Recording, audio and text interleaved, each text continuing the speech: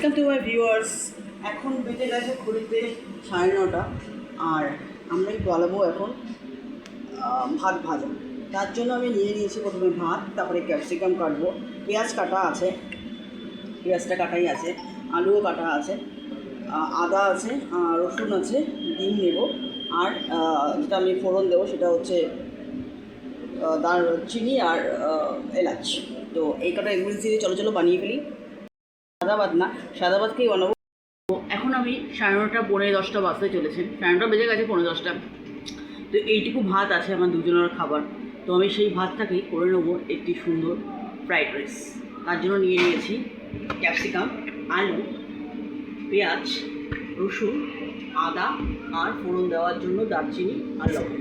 তো চলো করে ফেলি চটপট ফ্রাইড রাইস। দিয়েছি একদম পরিষ্কার কড়াই, তেল, এই হচ্ছে সেই তেল, সাদা তেল নিয়ে নিচ্ছি আমি। মধ্যে আমি তেল আর ঘি দিয়ে দিয়েছি। এখন দিয়ে দেবো হচ্ছে দারচিনি আর গোলমরিচ।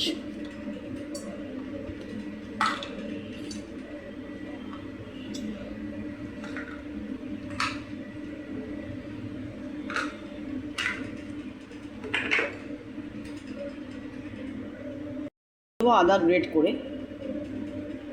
আমি দেবো রসুন, সেটাও গ্রেট করে দিয়েছি।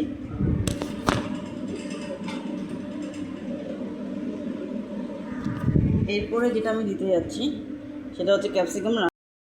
এরপরে আমি দিলাম নুন,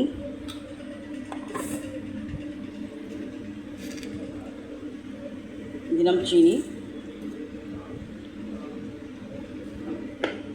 15 থেকে এটা 20 মিনিট এটাকে আমি ঢেকে রাখবো তাড়াতাড়ি সটে হওয়ার জন্য।